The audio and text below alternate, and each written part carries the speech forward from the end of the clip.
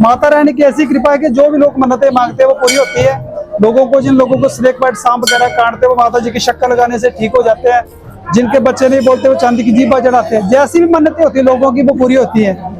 जय श्री कृष्णा दोस्तों, राधे राधे। क्या सचमुच ऐसा कोई मंदिर है जहां सांप के काटे हुए लोगों को राहत मिलती है? क्या सच में यहाँ चांदी की जीभ चढ़ाने से बच्चे बोलना शुरू कर देते हैं जो नहीं बोल पाए?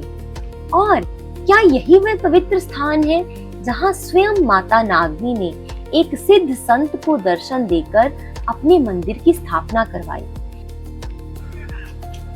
जय श्री कृष्णा दोस्तों, आज हम आपको लेके जा रहे हैं छोटी नागनी माता जी के मंदिर, जो कि स्थित है हिमाचल प्रदेश के कंडवाल में। तो चलिए चलते हैं और दर्शन करते हैं। आप भी हमारे साथ इस यात्रा में अंत तक जरूर बने रहिए। तो दोस्तों, हम अभी पठानकोट से हिमाचल हाईवे पर ट्रेवल कर रहे हैं। ये वही हाईवे है जो आगे हिमाचल के कई खूबसूरत डेस्टिनेशंस की तरफ जाता है, जैसे कि कुल्लू मनाली, चंबा, डलहौजी और धर्मशाला।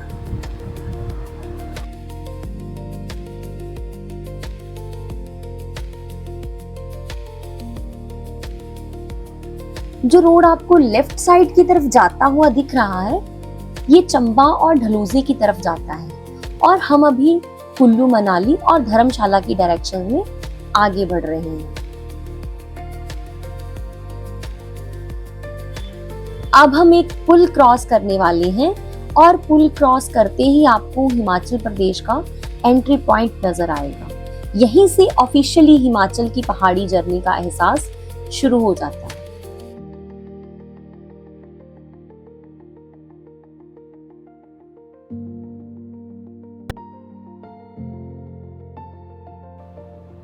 ये जो गेट दिख रहा है आपको, यही है हिमाचल का एंट्री गेट। यहां से हम एंटर करेंगे हिमाचल प्रदेश में। यहीं पर हमने अपनी गाड़ी का टोल टैक्स भी पे किया, जो हमारे लिए था 100 रुपीज।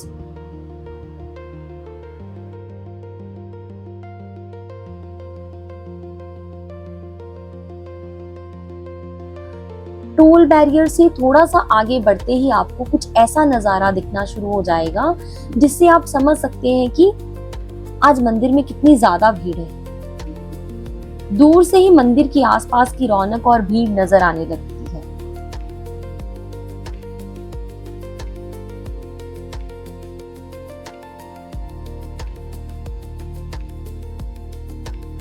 सड़क के दोनों तरफ गाड़ियां दिखाई दे रही हैं।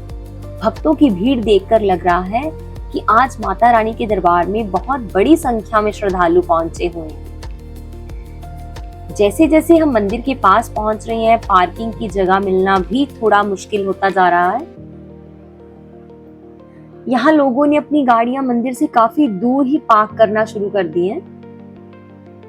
इसीलिए अगर आप भी यहाँ श्रावण मेले के समय आए तो आपको भी अपनी गाड़ी हाईवे के आसपास, जहां आपको स्पेस अवेलेबल होगी, वहीं पे पार्क करनी पड़ेगी और फिर थोड़ा पैदल चल के मंदिर में जाना पड़ेगा।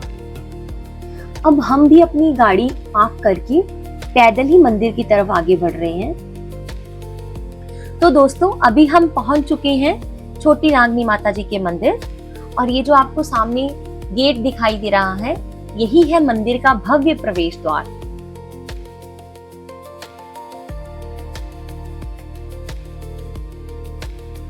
जैसे ही हम मंदिर के पास पहुंचे, यहाँ का पूरा माहौल देखकर ही अंदाजा हो रहा है कि आज कितनी ज्यादा भीड़ है। आज शनिवार का दिन है और साथ ही श्रावण मेला भी चल रहा है। इसीलिए दूर दूर से बड़ी संख्या में श्रद्धालु माता रानी के दर्शन के लिए यहाँ पहुंचे हुए हैं। चारों तरफ आपको श्रद्धालु ही श्रद्धालु नजर आ रहे हैं। कोई माता जी के दर्शन के लिए जा रहा है तो कोई अपने परिवार के साथ मेले का आनंद ले रहा है। अगर आप बच्चों के साथ आए हैं तो उनके लिए भी यहाँ मेले में काफी कुछ है। यहाँ आपको खिलौनों की दुकानें, बच्चों के लिए अलग अलग चीजें और मेले की खूब सारी रौनक देखने को मिल रही है। वहीं झूले भी लगे हुए हैं जिन पर बच्चे खूब एंजॉय करते हुए नजर आ रहे हैं। यानी यहाँ आने वाले श्रद्धालुओं के लिए भक्ति के साथ साथ मेले का पूरा आनंद भी है। और दोस्तों, जहाँ मेला हो और खाने पीने की चीजें ना हो, ऐसा कैसे हो सकता है? यहाँ जगह जगह आपको गरम गरम जलेबी, पकौड़े और तरह तरह की खाने पीने की दुकानें दिखाई दे रही हैं। जलेबी की खुशबू तो दूर से ही आपको अपनी तरफ खींच रही है। चारों तरफ दुकानों की रौनक, बच्चों की चहल पहल, झूलों की आवाजें और सबसे ऊपर माता रानी के जयकारे। पूरा वातावरण एकदम भक्तिमय और मेले की खुशियों से भरा हुआ है। और आज शनिवार होने की वजह से यहाँ श्रद्धालुओं की संख्या काफी ज्यादा है। लोग लंबी दूरी तय करके माता के दरबार में अपनी श्रद्धा लेकर पहुंचे हैं। तो चलिए हम भी इस भीड़ के साथ माता रानी के दरबार की ओर चलते हैं। तो अभी हमने ले लिया है प्रसाद और अभी हम जा रहे हैं मंदिर के अंदर माता जी के दर्शन करने और माथा टेकने। तो चलिए हमारे साथ अंदर चलते हैं और माता जी के दर्शन करते हैं। जय माता दी।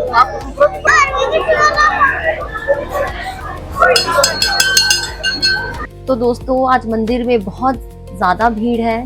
भारी संख्या में श्रद्धालु यहाँ पहुंचे हुए हैं। मंदिर में एंटर करते यहाँ पे जूता घर की व्यवस्था है, जहाँ पे आप अपने शूज, चप्पल वगैरह खोल के मंदिर दर्शन के लिए जा सकते हैं। तो मंदिर में जैसे ही हम एंटर करेंगे तो एंटर करते लेफ्ट साइड में आपको भगवान भोलेनाथ के दर्शन होंगे। बहुत ही सुंदर और बड़ी प्रतिमा है भोलेनाथ जी की, और साथ ही में ये नंदी जी विराजमान है भोलेनाथ जी के। नमः पार्वते पते हर हर महादेव। तो दोस्तों, अब हम पहुंच चुके हैं माता जी के मंदिर की सीढ़ियों के पास। माता रानी के दरबार तक पहुंचने के लिए हमें ये सीढ़ियां ऊपर चढ़कर जाना होगा।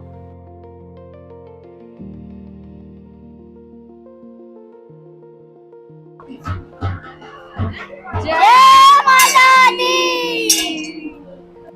रास्ते में आपको माता के जयकारे, घंटियों की आवाज और श्रद्धालुओं की भक्ति देखने को मिल रही है। ऐसा लग रहा है जैसे हर कदम हमें माता जी की ओर लेके जा रहा है। तो चलिए दोस्तों, बिना देर किए हम माता जी के दरबार में चलते हैं, माता रानी के दर्शन करते हैं और आपको दिखाते हैं मंदिर के अंदर माता का स्वरूप कैसा है। बोल साचे दरबार की जय। जयकारा मैया नाम की नाम। बोल सांचे दरबार की जय।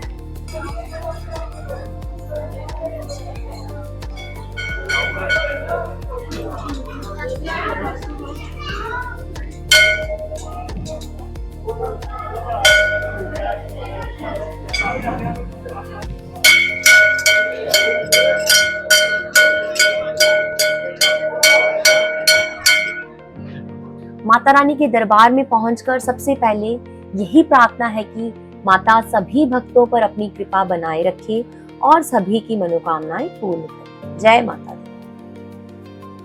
तो चलिए पंडित जी से जानते हैं इस मंदिर के इतिहास के बारे में। जय माता की। पहले तो आपका हार्दिक अभिनंदन है जो आप मीडिया वाले माता के दरबार में आए हुए हैं। मेलो श्रावण मास के मेले चले हुए माता जी के। ये छोटी नागनी माता मंदिर कन्वाल से ये मंदिर है। इस स्थान का नाम है छोटी नागनी माता कन्वाल। इसका संचालन आजकल पक्का डाला, भरंडा और कन्वाल तीनों पंचायतें कर रही है। और आप देख रहे हैं कि माता जी के मेले चले, लाखों के हिसाब से श्रद्धालु हर वर्ष माथा टेकने आते हैं। आज सुबह से हजारों की लाइनें लगी हुई हैं। श्रद्धालु ने कम से कम 20-25 हजार श्रद्धालु माथा टेक चुके हैं अभी तक। और माता रानी की ऐसी कृपा है कि जो भी लोग मन्नतें मांगते हैं वो पूरी होती है। लोगों को, जिन लोगों को स्नेक बाइट, सांप वगैरह काटते हैं वो माता जी की शक्कर लगाने से ठीक हो जाते हैं। जिनके बच्चे नहीं बोलते वो चांदी की जीभा चढ़ाते हैं। जैसी भी मन्नतें होती है लोगों की वो पूरी होती है। और विशेष करके लोग काल सर्प दोष का पूजन कराने आ रहे हैं। हमारे जो पास में लगते जैसे जम्मू कश्मीर है, पंजाब है, दिल्ली जैसे स्टेट, हमारे वहाँ से श्रद्धालु काफी संख्या में आ रहे हैं। और हमारी जो कमेटी बनी है बहुत ही अच्छी कमेटी है, बहुत अच्छे तरीके से संचालन कर रही है। हमारे जो वॉलंटियर लड़के सेवा कर रहे हैं वो बड़े तन मन धन से करते हैं। और पुलिस प्रशासन भी बड़ा अच्छा सहयोग करते हैं। सभी लोगों के तालमेल से जो मेले बड़े अच्छे ढंग से आपके चैनल के माध्यम से मैं बताना चाहता हूँ कि जो भी श्रद्धालु आ रहे हैं अपने परिवार सहित आए और माता जी के दर्शन करें, माता जी का आशीर्वाद प्राप्त करें, माता जी की कृपा सब पे बनी रहे। मेले इस बार 18 जुलाई से 12 सितंबर तक चलेंगे। लंगर भंडारों की भी व्यवस्था की गई है। जय माता नगनी। जय करा नागनी माता जी दा।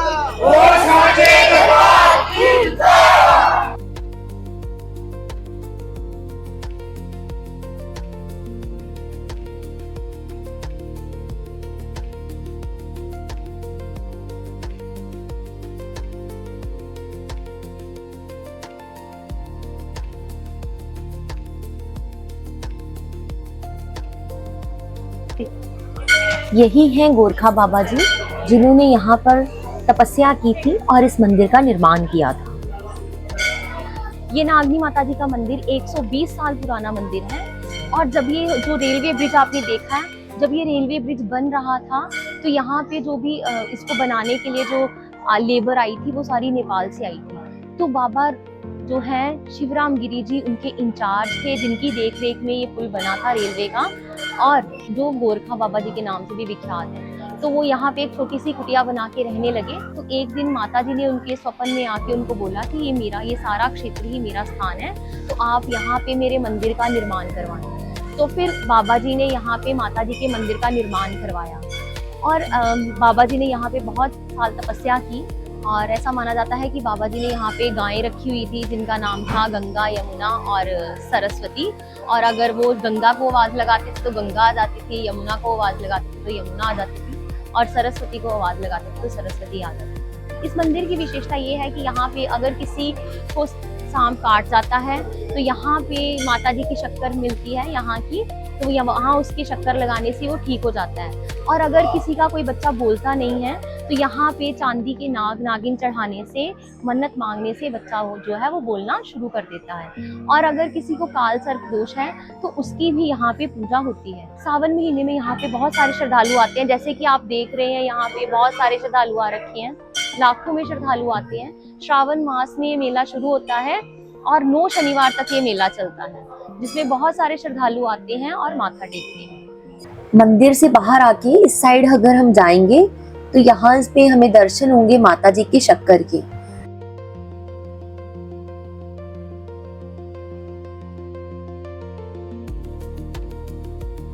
और ऐसा माना जाता है कि इस शक्कर को लगाने से अगर किसी को सांप ने काटा है या किसी भी जहरीली चीज ने काटा है तो वो ठीक हो जाता है।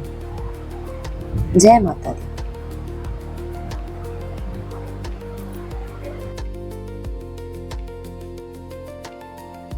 अभी हम जा रहे हैं शीतला माता जी के दर्शन करने। तो यहाँ पे थोड़ी सी आपको चढ़ाई चढ़नी पड़ेगी। ये चढ़ाई एकदम सीधी है, तो थोड़ी सी चढ़ाई चढ़ के यहाँ पे माता जी के मंदिर में हम दर्शन करेंगे।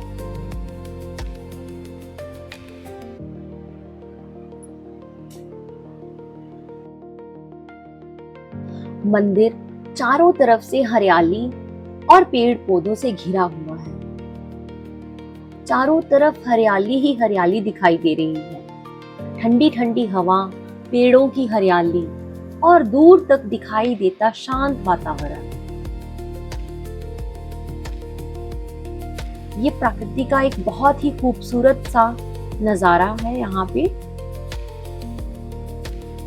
एक अलग ही तरह की शांति और सुकून का भी अनुभव होता है।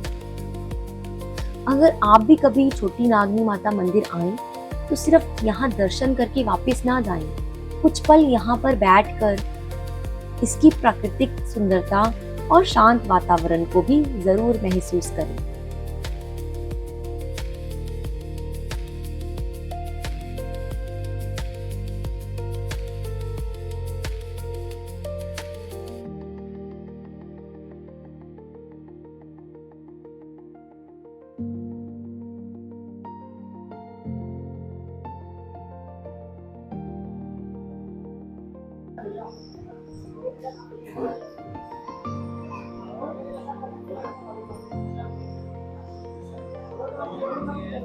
अभी हम पहुंच गए हैं शीतला माता जी के मंदिर।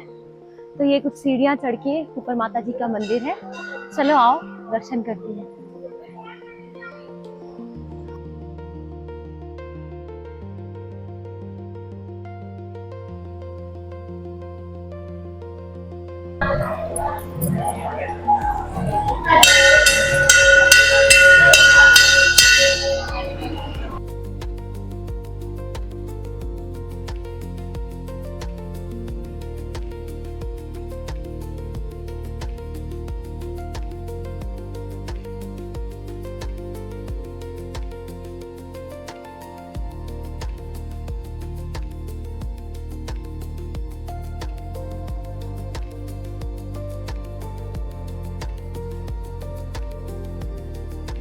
अभी हम पहुंच गए हैं श्री राधा कृष्ण जी के मंदिर।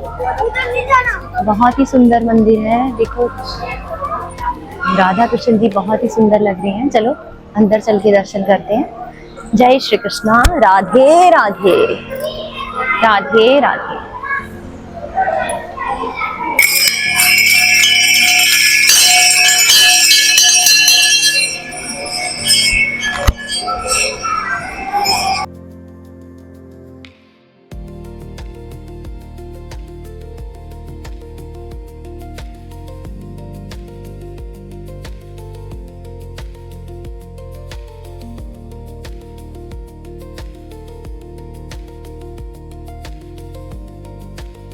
अभी हम जा रहे हैं बाबा बालकनाथ जी के दर्शन करने के लिए।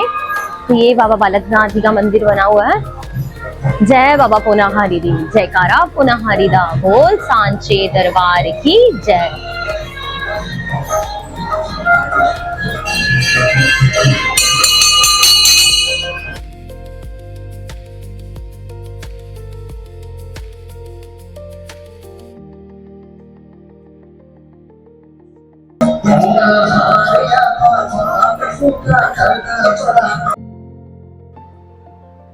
इसी के साथ ये है बाबा जी का धूना।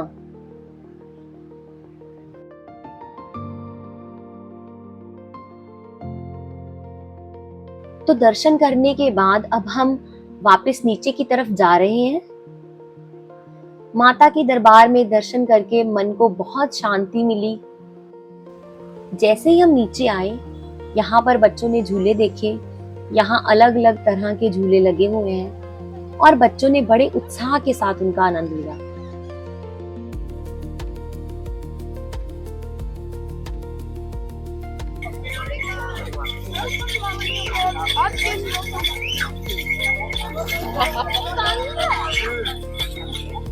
झूले लेने के बाद बच्चों ने खाई आइसक्रीम और गर्मी बहुत ज्यादा थी तो हमें भी गर्मी लग रही थी, तो हमने फिर पिया नींबू पानी।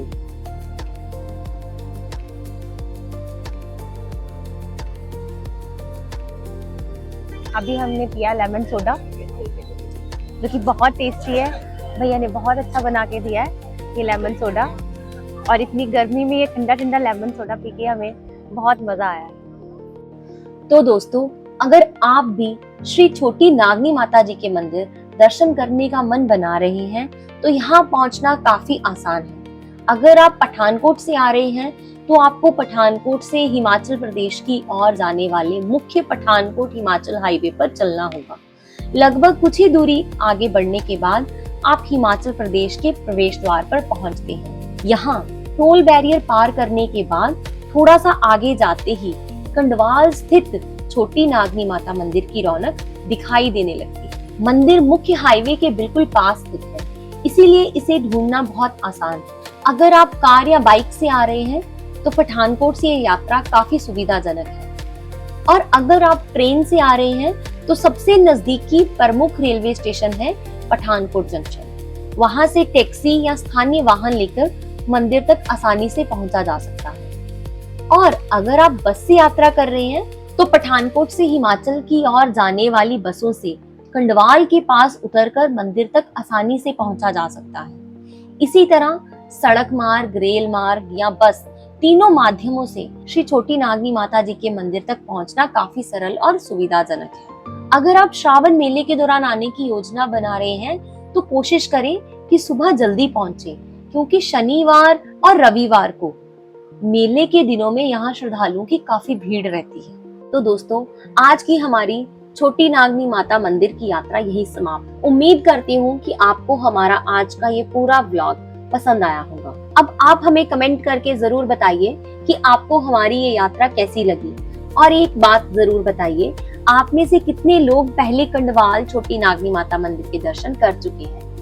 अगर आप यहाँ पहले आ चुके हैं तो अपना अनुभव हमारे साथ कमेंट में जरूर शेयर कीजिए। और जो लोग अभी तक यहाँ नहीं आए हैं वो भी हमें बताएं कि उनमें से कौन कौन आने वाले समय में माता रानी के दरबार में आने का प्लान कर रहे हैं। अगर आपको ये हमारा व्लॉग अच्छा लगा हो तो वीडियो को लाइक करें, अपने दोस्तों के साथ शेयर करें, और अगर आप हमारे चैनल पर नए हैं तो हमारे चैनल को सब्सक्राइब करना ना भूलें। तो दोस्तों, आज की हमारी छोटी नागनी माता मंदिर की यात्रा यही समाप्त हुई। दोस्तों, अगर आप बड़ी नागनी माता जी के मंदिर, जो कि हिमाचल के नूरपुर के पास स्थित है, उसके दर्शन भी करना चाहते हैं तो उसका लिंक भी हमने डिस्क्रिप्शन में दिया है।